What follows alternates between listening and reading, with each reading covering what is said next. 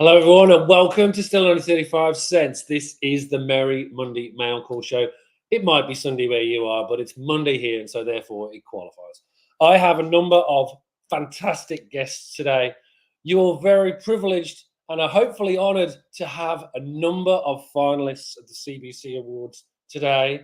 I'll just bring them all up in one go, and then we can go through introductions for every single one of these great YouTube channels. Boom, boom, boom.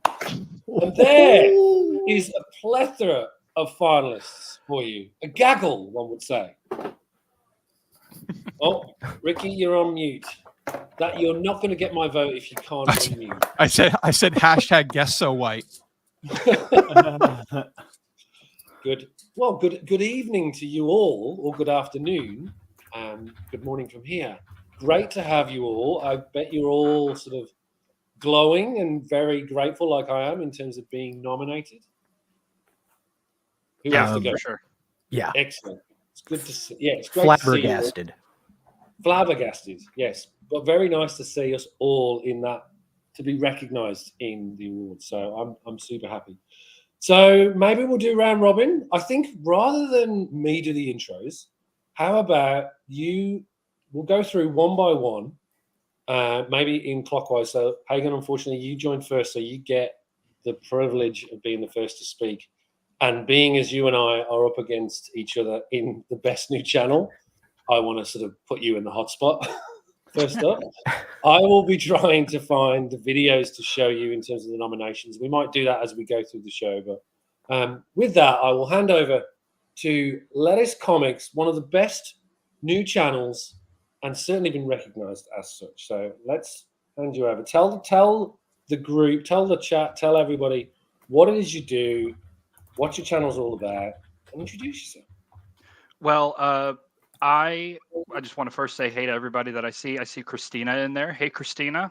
Renegade, you're awesome, dude. Vincent, and then I think everybody else is in the stream already. But yeah, my name's Hagan from Lettuce Comics, and I am a moron who can afford an internet connection and wanted to be able to reach out to people that can somewhat tolerate when I talk about like nerdy stuff. So here I am. I was nominated for Best New Channel, which is stupendous. And like Dave said, I'm one of the best new channels, but I am not the best because I am voting for our illustrious host, Dave from Still Only 35 Cents. So go ahead and get on over there and vote for Dave from Still Only 35 Cents, Nate from Hollywood Comics, Ricky for Most Comedic, All Sorts of Words, and Brandon from Mon Comics. But yeah, that's who I am. Thank you, mate. That's very kind of you. But you deserve the vote just as much as me, mate. So as I say, you then flip a coin. I don't care. I'm not your dad. I don't care. Well, I actually get with both winners, is my view. So speaking of Best Unknown Channel, coming out of nowhere is Nate from Hell Yeah. Yeah, so you don't know me. I was nominated for Best Unknown Channel, shocking myself more than probably anyone else. So I started this a few months ago, like 5 months ago or so, I think. And I had reached out to Ricky, and he was very generous and kind of shepherded me in. Brandon, also somebody else. I mean, like everybody that has helped me along is here with me today, which is like so awesome. And like Hagan, I just kind of, I didn't know how many channels there were. Like when those CBC Awards, when that list comes up and it just keeps going and you keep scrolling, I had no idea there were that many channels. Like I told Brandon that the other day. I watched like 5 channels and I was like, yeah, it's probably it. You know, I got a shot. I'm going to make the 6th channel. And so it was just a chance to talk about something, have a creative outlet, and something that I don't have an opportunity to talk about as much as I want, which is comic books and the things that happen in comics. And also I felt like I see so many more Marvel guys than DC guys, and I'm definitely more of a DC guy. Not that I love the Marvel stuff. It was just, you know, I felt like I had a little bit of an avenue for what I liked being a little bit more unique, and hopefully to find other people that were into that too. And I have, and it's just been a blast. This has been amazingly fun. and meeting all of you guys and so many other people has literally been the best part. Congratulations, mate. It's really Yeah, good, thank really you. good to see you in that category. So really cool. And then most comedic, but I would have loved to have seen this person in Best New Channel as well. Unfortunately, he's like crossed a lot of barriers. This is Ricky from All Sorts of Words, one of my favorite YouTubers, as you all know. So great to have you, mate. Hey, girl. Hey. So my channel, I'm like a serial YouTube watcher. I watch a lot of channels on like horror movies and video games, and I love all of those things, anime. But those particular demographics are like light years ahead of what comic book YouTube is doing. Like I do like a lot of sketches and skits and comedy stuff, and I play different characters, and go watch my videos. I'm pretty unhinged, but I like that method of storytelling while also talking about the stuff I want to talk about, which is comics. But like I am not unique in video games. I'm not unique in horror movie content. Like other people are putting in a lot of work, but like for whatever reason, comic books, it's just like no one's crossed over into like I want to do like a little movie or whatever. And so I find that stuff so much fun. So I like bringing that type of flavor to this particular hobby, and I make jokes to make myself laugh, and it's nice to know that other people are laughing with me, no longer at me. That is cool, mate. I think your videos have always been hilarious. And for anyone who knows you personally as well and has those conversations outside of YouTube as well, equally as funny there. So, you in my mind, should win that category, hands down. So, looking forward to voting. Some of us have already voted, as Hagan illustrated. So, you're definitely on my list for that award. Well, here's the deal. I was watching the awards last year when they were doing it live, because I knew that I was like just starting my channel and I wanted to like see, like what other people are doing. And there were mutterings of people being like, well, I don't really want to campaign for myself because I'd rather just win on my own merits. And the runners of the show were specifically saying that's not the point. The point is, if you campaign for yourself, you can say nice things about your opponents. You can talk about the show, and all it does is circulate the eyeballs. So for everybody here, I'm going to be releasing my campaign video this week, putting a ton of effort into this one. I'm going to put my whole ass ankle into this one. But for anyone here that is like thinking, what am I going to do for a video this week? Like for real, like you should make a campaign video, 100%. That's hard for some of us that are very humble. But Ricky, I hear you. We should do it. That's nice. So speaking of humble, we have Brandon from Mon Comics, which was the most pleasant surprise that I had when we went through the awards. And what I'm loving is that I sponsored that tier on the awards, so I get to present, if you win, your award. I'm humbled to be even mentioned next to the people in those categories. They are heavy hitters all around that I've watched before I even had a channel. I am Brandon. I am host of Mon Comics. My shtick is getting comics in the middle of nowhere, suggesting good sellers to people that might be in my situation where they can't just take a 5-minute trip down to an LCS. So I try to provide people with verified, trusted sources and do the work for them. And it's come full circle. I've had a few people say, hey, I reached out to this person on Instagram, or I bought from this particular seller on Facebook, and it seems to be working. So other than that, I just try to have a lot of fun and did it to meet the comic book community. And boy, howdy, did I get thrown right in with some amazing people that I'm just honored to call friends. And thank you for hosting this tonight, David. It is always an honor to be on a stream with the likes of you and the other three fine gentlemen too. Yeah, thank you so much, mate. I'll put us back to the main view for the meanwhile. I'm not sure who wants to go first today. We're going to actually go back and... So we normally just do this as a mail call where essentially it's the books that you've had come in over the last week. But talking to Ricky, and we're expanding this a little now. Again, sometimes we talk about the books that we've just got, but I think Ricky makes a really good point, which is we should be talking about the books as well that we cherish in our collections. And so that's the theme for today's or tonight's show, where we'll go through not only books that we've received in the last week, if they're interesting, but then also new books from our collection that really mean something to us. And again, I don't know who wants to go first. Well, hey, David, with that in mind, what you had talked about with, what Ricky's bringing this week, I brought something that I think could be a good conversation starter. Yeah. Because it is a book that I cherish. So I'd love to share this first and then get everybody's thoughts on it. Let me put you on. All right. So, and this is going to go back to conversations I've had with Ricky too. So this is my Sandman Volume 1 Omnibus. And I love this book. I love this book so much.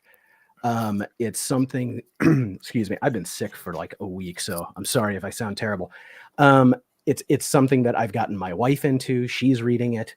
And I mean, if you know that Neil Gaiman has kind of come out as being somebody who is not admirable at all. He's gross. And that is like so freaking heartbreaking. I realized he is the Sandman locking up his girlfriend in the Mountain Dream Cave. Right, Ricky? Yeah. I mean, it's so like, yeah. So what I wanted to talk about, and the other companion book I brought, which is another one that is sort of a similar thing. Another book I really like is Cerebus by Dave Sim. And I collect these phone books, and I'm putting this run together. And he is another person who does not have a good opinion of women, and he's not an admirable person. And that comes through in a lot of his writing, but it comes through in like this horrible misogynist character who, I thought, I think it's satire. I think it's somebody making a statement, but then to come and find out, oh God, that's his actual opinion. Is again, it's heartbreaking. So I guess why I bring these is how can we still enjoy these? Can we still enjoy these at the same level? Because Sandman is like such a high watermark for comics. And I just want to get your guys' thoughts and input, because I'm only on book 3 of buying these big omnibus Sandmans, and I want to continue because I love the story and I want my wife to be able to read it. But is it tainted? Is it over? What do you guys think? I think, and this is just personal. There's no right answer to this. I think that as a growing society that is always changing, I think it's important to add an asterisk when you're talking about this stuff. If you know better, do better. However, I'm not willing to throw the baby out with the bathwater. Everybody has their artist. Everybody has an artist that they make that exception for. Mine's no different. Harlan Ellison literally got accused of kind of around the same time as Neil Gaiman. And that's kind of why we think Neil Gaiman came up, because Ellison's been, it's posthumous accusations. He's been dead for a number of years now. But people were coming out and saying he did X, Y, and Z. Even though he's dead, I want to put that on his name. And so I refuse to throw out the writing of his that means so much to me. Just as I wouldn't throw out Clive Barker's writing when because he's gay. I know those are totally different things. Guy does terrible things to women and man lives as a gay man. But I don't know where I get to personally draw the line in terms of you're not living the life that I think you should based on the work. It's very confusing. I think you look at the art. It's what's the argument they use is the art versus the person. And ultimately the art lives on its own rather than, I mean, that's the way I look at it is, it does taint it though. You're right. I mean, it makes it, it just makes it hit a little bit different. Yeah. It doesn't change its seminal work, right? No. I think specifically with Neil Gaiman, literature to me, because one of my favorite short story author is Ernest Hemingway, and Ernest Hemingway was a notorious asshole.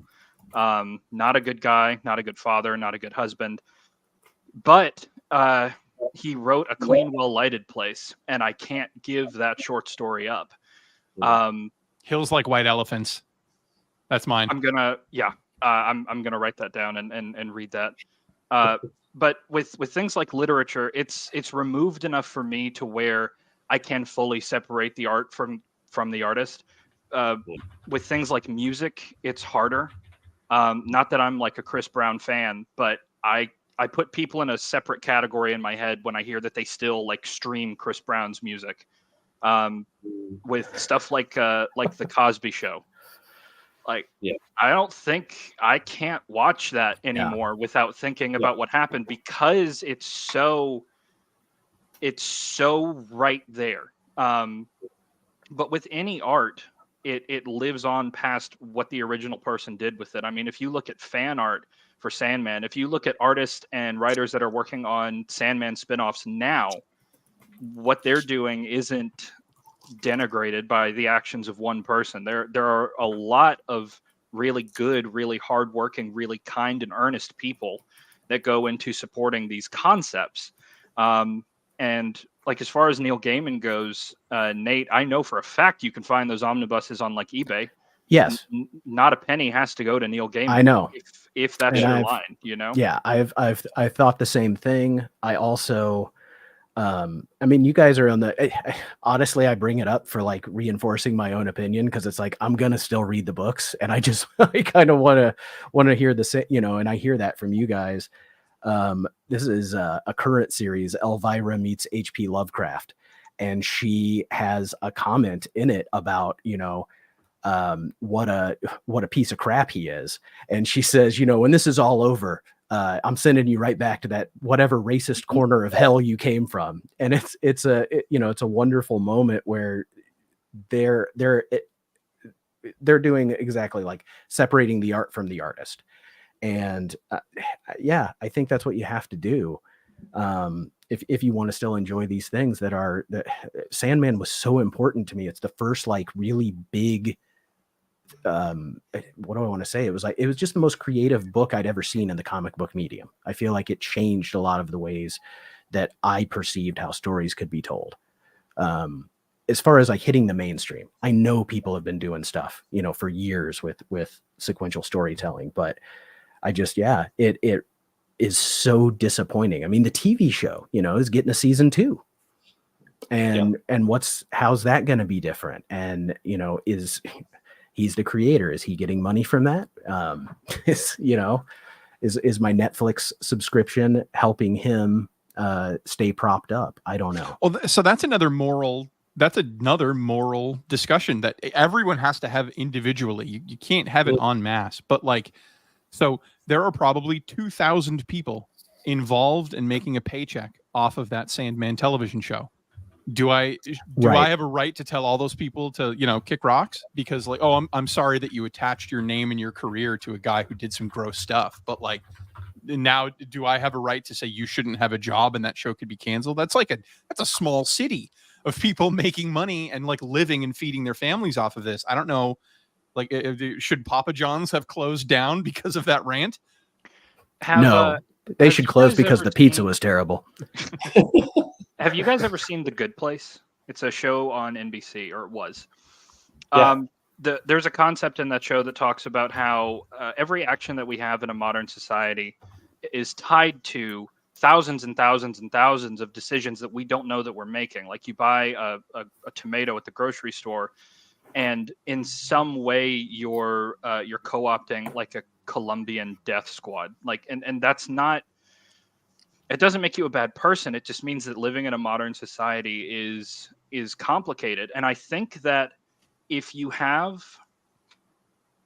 try and make the right decision and you try and make yourself well informed, I don't think that there's a lot that I don't think you can be held accountable for a mistake that you make.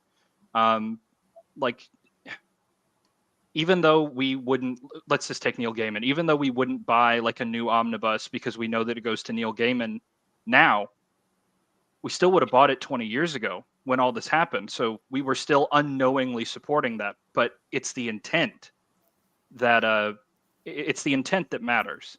And so I think that if you keep that in your head and you're, like I said, you stay well informed, I think that's okay. So I appreciate Jab says starting deep right off the bat. these are like such smart people, and these are you guys are people whose opinions I want to bring in when I'm thinking about these kind of things. So I didn't mean to like start deeper on a downer. I just wanted to talk about something I've been thinking about a little bit lately, and it really kind of married up well with books that I cherish, because this is a hard one for me. The Sandman, the Neil Gaiman news has made it hard for me to go back to reading this or rereading the series. Well, it's like Alan Moore, right? Alan Moore is quite possibly one of the craziest people on the planet. But we wouldn't have got Watchmen. We wouldn't have got all those great pieces of work from him if he wasn't, that way inclined. And so that's the argument, right? And I know it's deep, and it'll be good to get back to something less deep. We can be done whenever. But yeah, it's a great topic of conversation, because ultimately, at the end of the day, how does that influence our perception of essentially the way I look at the art, right? If it still doesn't change the fact that is a wonderful story, beautiful creation. Just a shame it comes from someone who's not necessarily a nice human being. Well, if you're looking for levity, I can show you some books. You go, Ricky. Let's do that. We'll just put randomly. If you've got something to show, put your hand up and we'll go for it. So, Ricky, you're on stage. Okay, so here's some ridiculous books. These are books. So I know that I recently came up with a video that said, like, I'm not collecting comic books, but I was telling the guys backstage, I went to Terrificon with a short box of comics that I know that I didn't have any emotional connection to anymore. I'd gotten the enjoyment out of them. It was time for them to go. And I said, like, if I can sell these, I can buy books. And I went there, sold them to one collector, made my money, and I was able to use that to go into the con and actually pick up some stuff. So everything you're seeing here was effectively free, except for probably like the drain on my gas bringing this heavy short box down. But I want to start us off with, this is a dystopian world where cops need hard evidence to prosecute criminals. They need hard evidence. Without the evidence, the guy's going to walk. So what we have here is Wendy Whitebeard, undercover slut. Now, Wendy Whitebeard. I'm going to get struck for this. So what she does, I think we know what she does. She methodically collects physical evidence. And then once she looks like a melted candle, she pulls out her badge and goes, "You're under arrest." Okay, this is good. So that's Wendy Whitebeard. And then her Untouchables is the team. And so she went through rigorous training to be that. Her parents. How do you spell Wendy? I'm asking for a friend. Wendy, like Williams. This is a great one. So sometimes, Godzilla puts himself into some sticky situations, and Godzilla has to be the first line of defense against giant monsters all the time. That's what his whole movie series is about. But sometimes he fights basketball players. I love that comic. I saw this on your Instagram and it blew my mind. It's wild. And so here's the deal. I've counted several times. For those of you who don't know, there are 11 different continuities of Godzilla, 11 different multiverse Godzilla characters. And so different multiverses are way darker than others, and some multiverses are way lighter. This incidentally is drawn in the style of one of the darker versions of Godzilla, where he's like a full-blown villain. It's from the Heisei arc. That's the second round of movies. The original was the Showa era, ran from 1954 to 1975. After that was the Heisei arc, started in 88, and I think it ended in 96. But those films, they were very much like, oh no, there's a giant monster. We hope something can stop it. Godzilla stopped it. Now we have to deal with Godzilla. And every movie ends with Godzilla being the primary focus of what you got to get rid of. Here's a small one. We're keeping it light. This is a superhero, the Creech, who was made by fusing alien DNA with aborted babies. Now I know that really sounds like I'm trying to talk about something dark here, but I'm not. I'm saying, like, look, they've already been aborted. Let's give them a purpose, right? So let's stuff them in this big green suit and fuse them with alien DNA. And you think I'm kidding? That is literally the story. It's by Greg Capullo, interestingly enough. And so this kind of dovetails into what Nate was saying. Everybody here. Someone call Hagan's mom. Everybody here has very strong opinions on that topic that I just kind of glanced over. Everybody does, no matter where you stand on it. But I learned through reading this that Greg Capullo also has very strong opinions, and he wove it into his story. And whether I agree with him or disagree with him, I was still able to not necessarily enjoy it because it is trash, but at least look at it in the merits. At least look at it in the merits what it is. And then rapid style, just to get this through a little stack quicker. Fat Ninja. He culturally appropriated his style and calories. So that's fun. This Superman Secret Origins. If you're ever looking for something well written and well drawn, this is by Jeff Johns. So like their creative director of DC currently, but like the guy who reinvented Aquaman and Green Lantern. But what's fun about this series is Gary Frank draws Clark Kent specifically like Christopher Reeve. Yeah. Mm. And so like when you get those messages of hope from the man himself, it hits different. And then we'll stop here. I definitely have more, but we'll stop here so we can pass the mic. Joker's Last Laugh, 1 through 6. That is what I paid, but they're all Brian Boland covers. So if any Dredd fans out there, you know the man. What makes this series fun is the concept. So there's a psychiatrist, real dumb kind of guy, and he's working with the Joker. And his idea is, maybe I can change him if he knows his time is up. So he sits the Joker down and he forges documentation and he says, listen, Mr. Joker, you've got an inoperable brain tumor and you've got a very limited amount of time to live. So I think it's time that you made some real deep decisions about how you want to live the rest of your life. And Joker gets hit with this wave of sadness and he goes, oh my God, how much time do I have? And he goes, 3 weeks. And he goes, that's enough to make the world burn. And so it has the exact opposite effect. And the Joker goes flipping bonkers. He puts the Joker serum into Doomsday, making a smiling Doomsday. That's fun. And for this entire arc, including the spin-off issues, it is the DC universe versus the Joker, and it's a delightful read. Very good, Ricky. I am a big... well, Joker is still one of those that I just can't... I have to keep getting into more and more stuff. And again, I think it's funny that Boland is the one that realized him very articulate in the 80s in terms of visual style. And I think it's hilarious. To me, I always associate Joker with Judge Death as well. So the two sort of polar opposites of Batman, polar opposites of Dredd. So that's why I always sort of gravitate that way. I mean, if you Google image search the Joker, I guarantee you, of the first 10 images, 7 of them are going to be those famous Brian Boland one, like the one with his hands in his hair, the one with the camera. That's Boland is very much the Joker to me. I wanted to quickly share this with you all because I shared this last week, and I have a couple of surprises for a couple of individuals on here.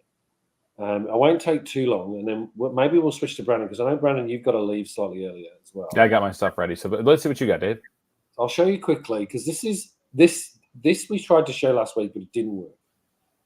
I'm going to put it into the main screen. So this, with those negatives, I bought a bunch of negatives from the UK. So these are, I wrote to Alan Murray, who was the art director of Marvel UK.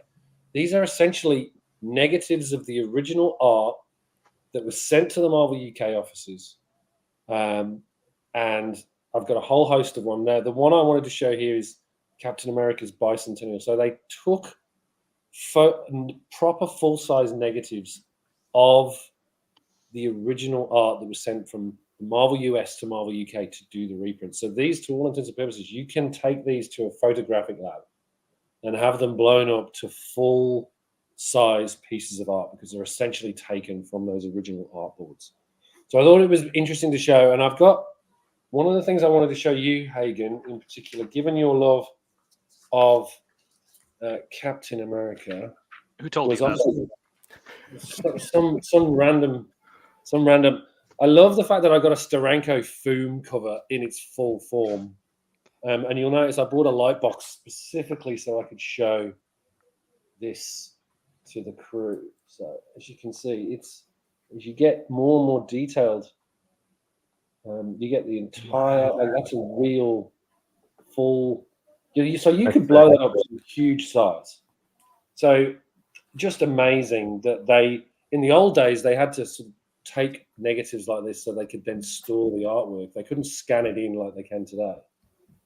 So these are next, in my mind now, seem to be the next best thing to the original art. But I've got 2 of these bicentennials, Hagan, so I'm going to send you one of these so that you've got at least one to play with. Oh, that's awesome. I've also got this for you because I don't know if you can see it. Let's see if it zooms. There you go. This is taken from some of the panel, and it was used in the UK artwork. But I thought that would be apt for you. So I will send you that because I think that's a nice little touch for a Captain America fan. Yeah, that's super cool. I'll put just a few of these so you get a sense. But like, literally what Alan did was took these to a photo lab, and pieces of art that came from the US. You'd be amazed at the ones that are actually in here. Like there's this amazing Hulk poster. There is the classic Steranko Foom 2 cover. Let's zoom in just a little bit so you get a better sense of that. Oh, there you go. And then you've already seen the Doctor Doom. Very nicely got a full size one of the battle. So again, I'm not just about my Marvel. We do have the Battle of the Century. Wow, that is awesome, David. What a so quick fight! It was a very quick. It's a great book, though. I've got 2 or 3 copies of that thing, and it's beautifully drawn. I can't remember off the top of my head who was the artist, but it's a fantastic Treasury edition, and if you can grab it, highly recommend it. But there's literally 36 of these things with covers, you name it. So I'll be going through digitizing them and putting. I don't know how I'm going to do it. I'll probably put it on Instagram at some point. So stay tuned to the Instagram account for more of this. But yeah, I'll be doing like the negative version and then doing the positive version so everyone can get a sense of how these all work. So hope you enjoyed that. And keep your eye out, Hagan. I'll send you those negatives so you got something for your collection. Yeah, I appreciate it. Thank you. Those are crazy. That's not bad to follow.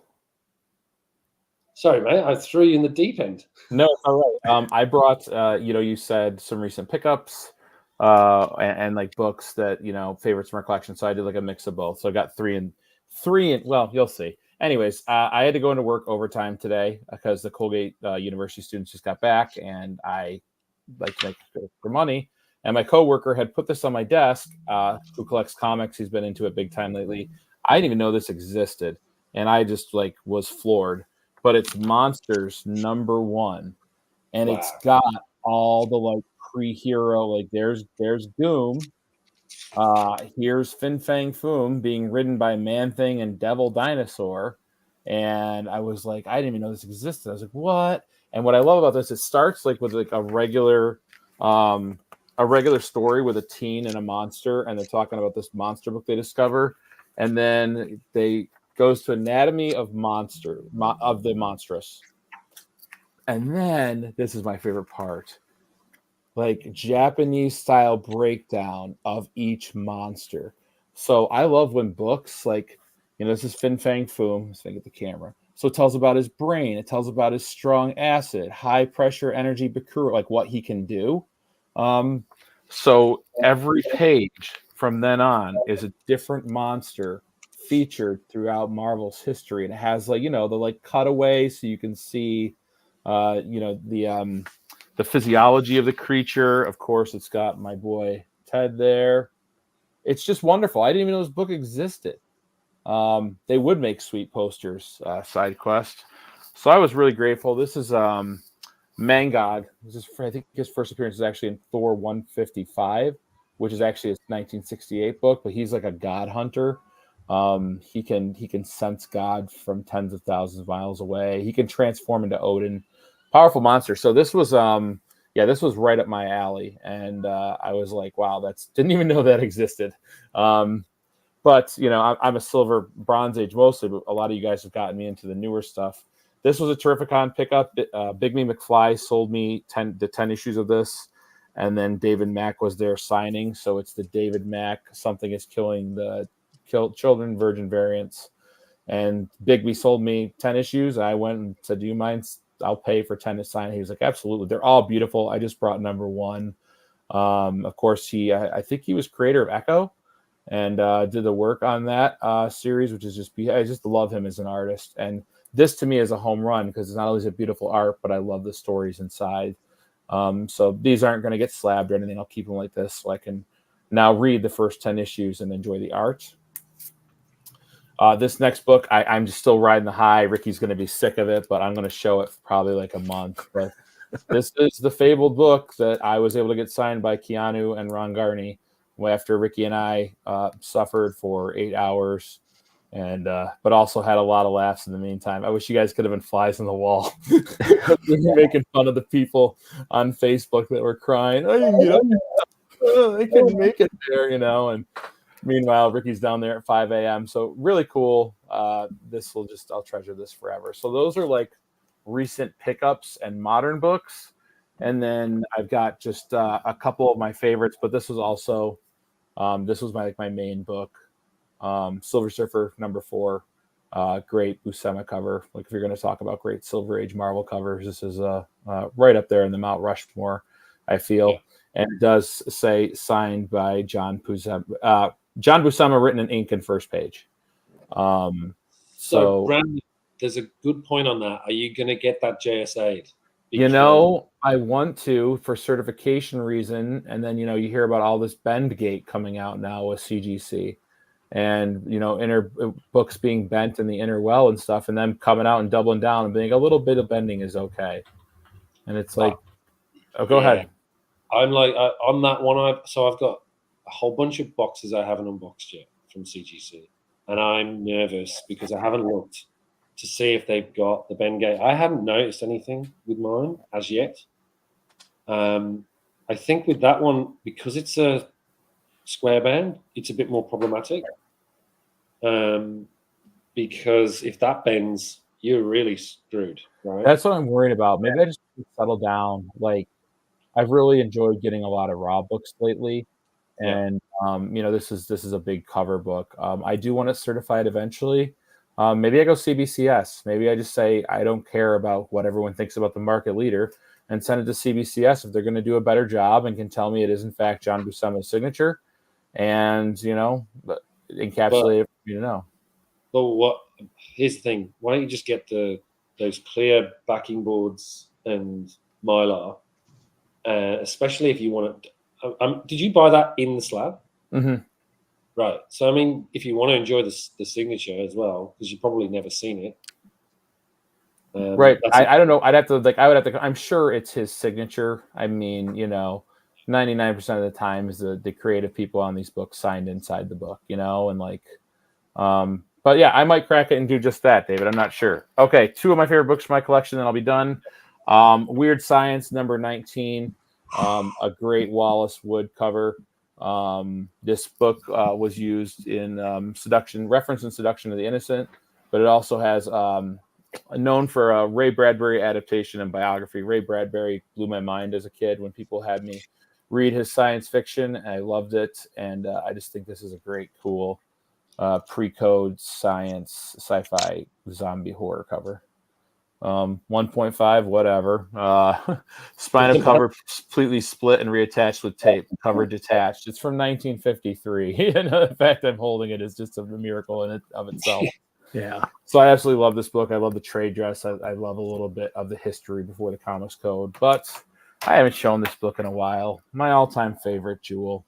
I just got to bring it every once in a while. It's the first solo series Man-Thing. Yeah. Signed by Frank Bruner, who drew my Man-Thing, my favorite, I think. And then Roy Thomas, which the signature sucks. I think the pen was running out of ink. Like Frank Bruner's is so vibrant, but like Thomas's, you have to like bend to the light to get.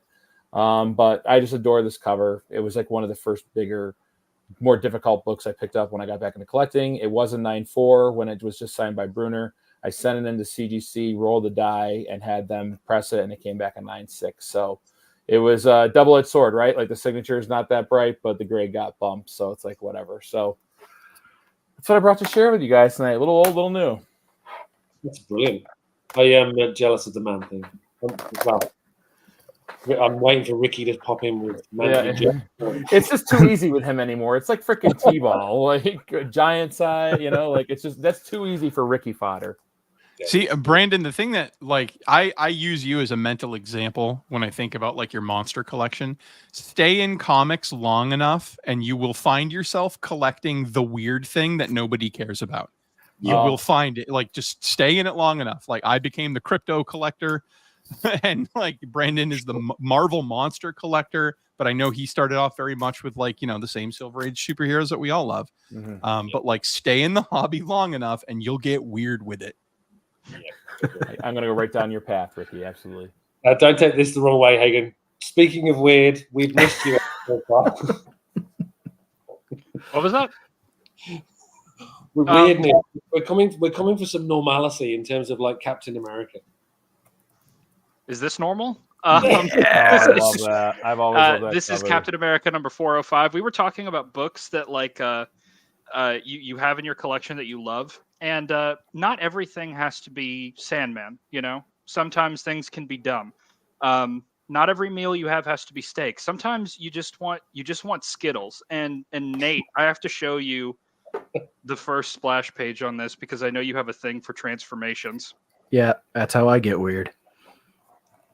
Oh, look at that. Like specifically like that face right right there. It's terrible. It's very American Werewolf in London. They're trying. Thought the same thing. Yeah, I'm blown away by that. But yeah, it's a stupid key that I have in my collection. I wouldn't have it any other way. I love dumb stuff like that. Sort of in a similar vein because I'm not just going to talk about Captain America books. I swear, please don't kick me.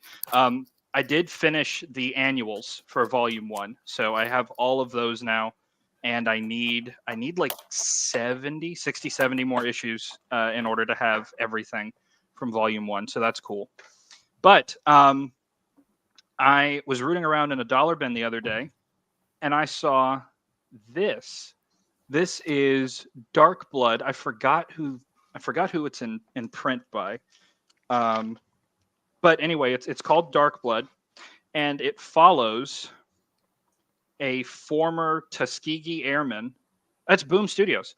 It follows a former Tuskegee Airman living in 1955, dealing with being a black man living in America in 1955. But he's a Tuskegee Airman with superpowers, and I think he gets them in like an accident. This is the first of a 6-issue limited series. Like I said, I found this in a dollar bin, and I love history. When I was a little kid, there was this show on History Channel called Dogfights. Not the one that Michael Vick guest starred on. It was a different one. It showed like aerial battles in different years of history. And the one that really, really caught my eye was hearing about this group of bomber escorts who never lost a bomber in their entire service, and that was the Tuskegee Airmen, the Red Tails, famously. And so to find something like this for $1, yeah, I'm super cool with that. The next thing that I've got, I just finished Nice House on the Lake and picked up Nice House by the Sea. I've gotten to the point with James Tynion, where I will read anything that he writes. Yeah, I will read anything that man writes. I want his run on Batman so bad. I just want to like experience that. I don't know anything about it, but is it I'm bad? looking- No, don't tell me it's bad. Well, you know what? I'll read it and decide it for myself. You can't. He tell was me what to do. I mean, if you want to, if you look at the Batman Who Laughs series, like every appearance of the Batman Who Laugh, he was a B writer. Oh, I'm over here. Hi. He was a B writer behind the main writers of Greg Capullo and Scott Snyder for the Batman Who Laughs. So like whenever they needed like a we're doing the Nightwing story of how is he dealing with the Batman Who Laughs, they tagged in Tynion, and Tynion did I mean, I'm not gonna lie, he is a good writer, but you know, sometimes you're limited, you're hamstrung by like the quality of the story you're stapled to. I think he's best when he controls all the ins and outs. Yeah, I will say that Nice House on the Lake is what I wanted Mimetic to be. I thought Mimetic seemed like a super cool concept, and it just like really super fell flat for me at the end. I didn't like the ending at all. But Nice House on the Lake, or Nice House on the Lake is so good. It's so good. It's one of the, and I'm collecting everything of that book, all of the variants, you name it, because it's just the art's great, the writing, just everything about that book is wonderful. I haven't picked up Nice House by the Sea yet, so I'd be interested in your thoughts if it's as consistent as the previous volume from so far in terms of what you've read.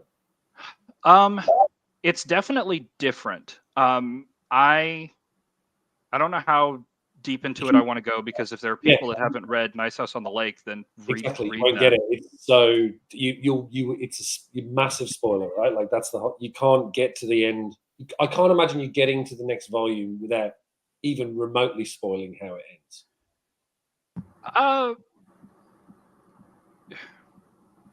Yeah, I would agree with that.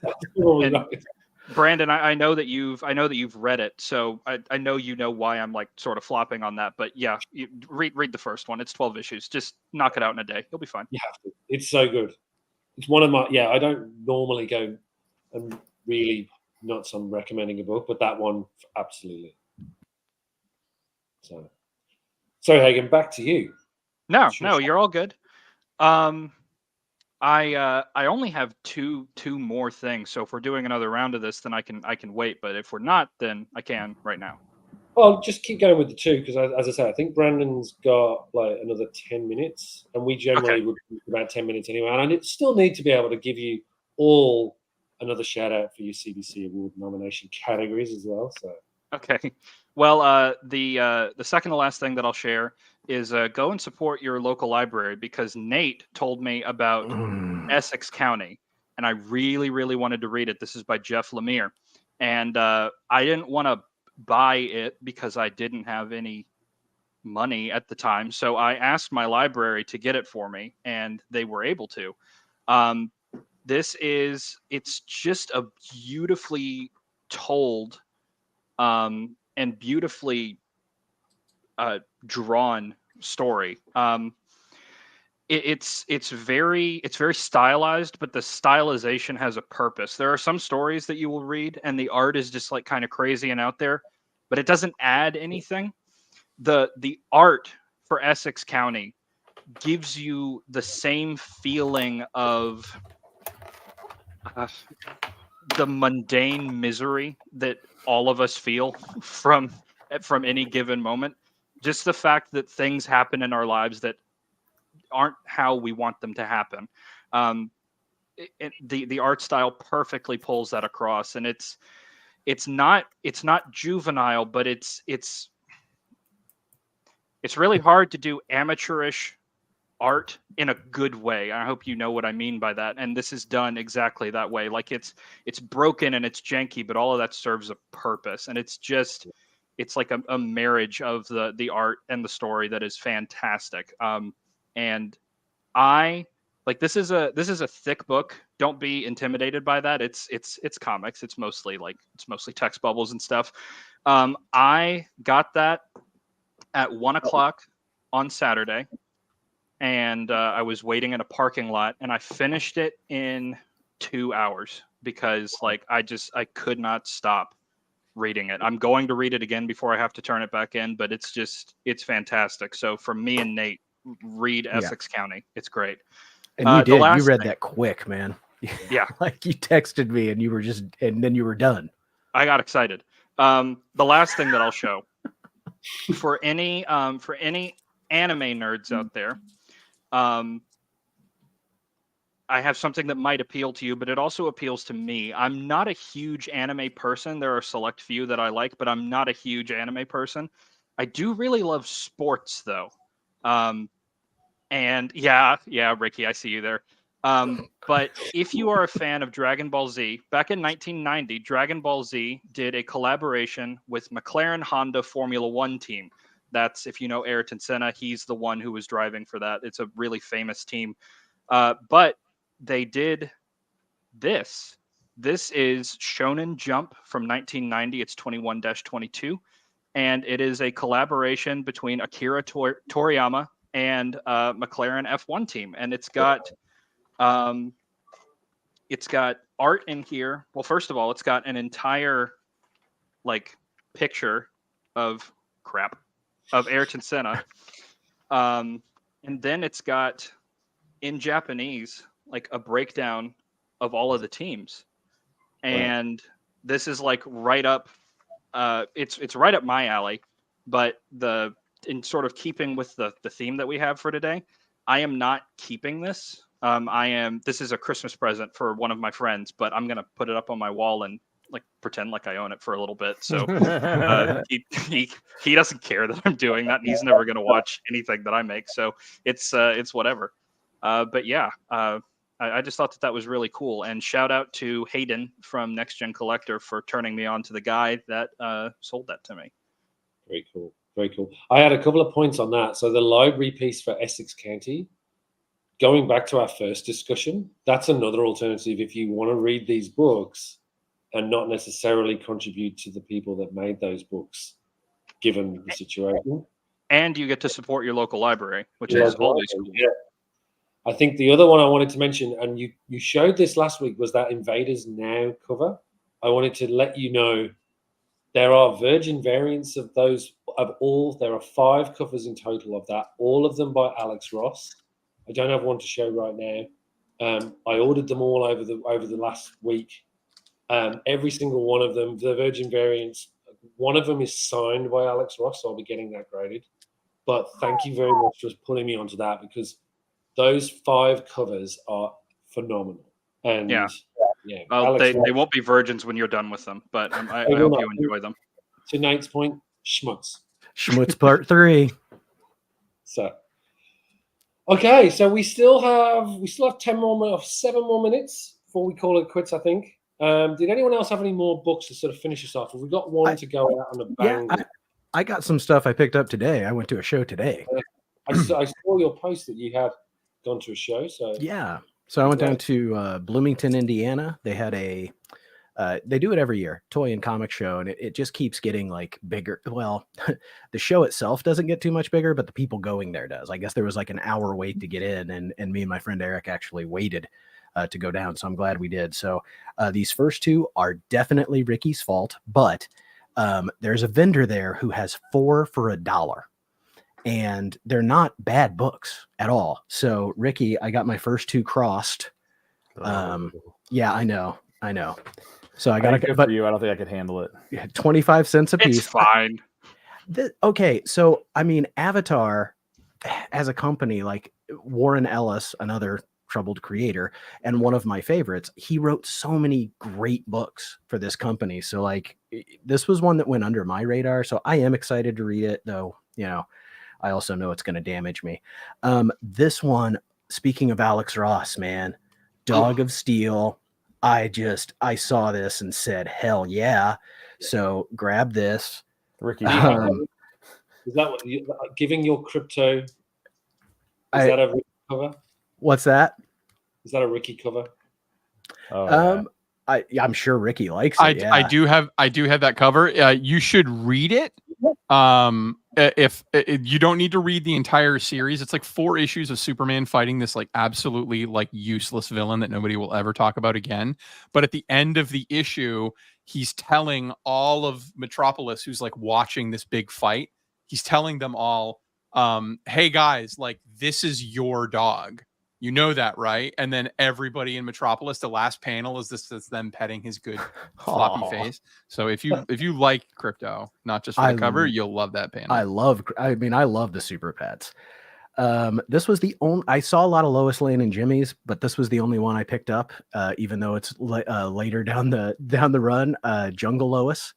And there's an African tribe in the background that I am sure is going to be racially sensitive when I read this one. This one goes back to a book that I had as a kid. It's one of the first books I had was a Marvel team up with Spider-Man, Dazzler, and Paladin. And I unashamedly love Todd McFarlane art. And they did a series of reprints of Marvel Tales. And so this particular Dazzler and Spidey, I don't know. I just love it. And man, he throws in the dazzles like he throws in Spidey's webs. That background is cluttered. But I do dig it. Something I've been trying to get for a long time and found for the right price. Simpsons Comics #1. It's in wonderful shape, has the poster. I've held off so many times on Whatnot or eBay, because I want to see it. And I saw this one and it was perfect. So super excited for this. And then this is another one that has just eluded me for the longest time. And this is my last one. I love this cover so much. I have. That's a great one. Do you have this one, Ricky? I do. Yeah. Yeah. The board game. I'm really hoping I hope everything on the board game happens in the book, because she falls in love with a merlad and she loses her powers and kryptonite, and Linda Lee, her secret identity, becomes fat. That's fun stuff. And I'm a board game collector too. So the fact that it's a board game cover, this is one that has been, I paid $30 for this, but it's in really I was good going to shape. say, so what did you pay? And then how would you evaluate it in terms of grade? Well, I'll tell you, the guy called it I think he's calling it a 7. Okay. And I was anything above a 5, and it's usually a $60 book. So you got to steal. It's very expensive. It's a pure cover buy. I looked at it at another booth and it was garbage, like water stains, tore up, and they were trying to get 35. So getting it for 30, I was super happy. So those were not all my pickups, because man, that 4 for $1 booth, I was there for a while digging. But those were some highlights that I wanted to share with you guys today. Thanks, Nate. That is very cool. I should go out and check those out for sure. I love seeing your new books as well, in terms of what you find. I did have a question for you on the Dazzler. Yeah. Because we talked about this last week as well. How are you doing? You mentioned you're still looking for some books. Mm-hmm. Is that right? Okay. Well, I'll touch base with you offline. Okay. A few things to share. So awesome. Yeah, there's definitely one of the booths I was at. The guy, because I was looking at some Dazzlers that he had, and I was asking specifically about the photo cover, and he's like, "Oh, I've got it," and he pulled out the full 42 issue run that he was trying to sell. And I'm like, I'm 3/4 of the way there. I don't need to rebuy all these issues just to get the few that I don't. But I won't say I wasn't tempted. Okay, I'll touch base. I do have something for you as well. So. Oh, well, that's exciting. Thank you, David. All cool. All right. So we're at time. Great to have you all. Great to see that everybody has been recognized in some way in the CBC Awards. I will run through the tiers for everyone who doesn't know. So Mon Comics, Brandon at Mon Comics, you are up for favorite channel in tier 1,000 to 5,000 subs. Best unboxing haul video or series, tier 1,000. Unreal. I just can't even believe it. Congratulations. Two nominations. Yep. So you beat us. You're the winner of all of us here. No, yeah, because I'm with you guys, hanging out with you sexies. You get 2 noms. Lennox is up for best new channel. Couldn't agree more. Well done. Congratulations. I'm up against Lettuce, unfortunately. So yeah, I'm best new channel 2, hopefully. Best unknown channel, Nate at Hall Yeah Comics. You don't know me. Give your vote. And then last but certainly no means least, Ricky at All Sorts of Words, most comedic content creator. Absolutely agree. Please give all of these wonderful folks your vote if you can. It's been wonderful hanging around with you all, as always. I'm very lucky to be able to hang around with you, not just on this live streams, but also sort of through chats and Instagram. If you haven't already, go to each of these channels, subscribe to everybody, give them your support, check them all out on Instagram. And with that, if anyone else wants to add anything, join us. Actually, I'll pass around one word from all of you in terms of your nominations. As Ricky said, you need to be able to promote yourselves in terms of your awards or award category. So over to you. The floor's yours. Who wants to go first? Make Brandon do it. I'll He's the just most say- humble. I'll just say before you place your votes for any category I'm in, and really anyone, I'd like you to go watch who I'm up against. Pick one random video they made and see what they're about, and then decide if you think I deserve it more than them, because I'm up against some great people. And just to be recognized as a finalist, and this goes for until the show happens in November when they announce. So just great exposure for everyone. I'm truly humbled. And when I saw all of your guys' names mentioned, I was just like, this is great. This is awesome. So yeah, please go check out the other folks, but I would love to earn your vote. I agree. And actually, speaking of that, 9-panel grid, shout out to you. You're in the chat. Good to see you. He's in category for best new channel and best unknown channel. So again, another great channel. I looked at his channel yesterday. Very impressive editing for sure. I'm actually amazed he's not listed in the editing, because it's fantastic editing. But again, please check out all the other finalists in the categories as well, because they're all deserving. But I'm biased in terms of this group. I'll be a little less humble in that once they find what's left of that girl, I'm going away for a long time. So if you could vote for me, I'd appreciate it. And that's why, ladies and gentlemen, this is all he has. It's all he has. This is it. When they find what's left of her and her mom jumps off a bridge, it's going to be national headline news. So I need this. I can always rely on you for levity. I'm dead serious. What I did. God, I still hear her crying. Like, we've literally got Nate and Hagan left to sort of take us out. Go, Hagan. Do it. Vote for Dave, but if you don't like the Australians or you think the Sydney Opera House looks like shit, you can vote for me. Also, check out 9-panel grid. He's in here as well. Get to lead us out, Hey, over to you. Okay. I also would like people to vote for me, but I spent last night and a little bit this morning communicating with the other people in the unknown category. So 9-panel and I had a little bit of a chat. I have not checked out his channel yet, but I could tell from the video that he is doing some cool stuff. I chatted a little bit with one of the ladies from is it the Aurora podcast? They're an interesting channel as well. Interesting perspective. So I'm trying to check out who the competition is. Obviously, I would like to win. But I do think it's important that, I think this whole thing, what's so cool about it, the comic book community, is the community part. I saw so many channels that I didn't know existed, and I'm excited to check them out because people were passionate enough about them to nominate them. And I think it's just so cool. And again, you guys are my circle. And that circle keeps growing. There's all these little circles, and then we form these little Venn diagrams where we overlap, and it's so cool. There's just so many good people to watch. I just hope you think maybe I'm a little bit more. So I'll get your vote. Now I don't know if it's happened to you yet, Nate, but I know it's happened to a couple different people on here. But there is nothing weirder and more rewarding than being at a convention and having someone coming up and being like, "Oh my God, I love your stuff." It's the eeriest feeling. And then you feel like you're fast friends. It's so cool. It literally happened today at the toy show. There you go.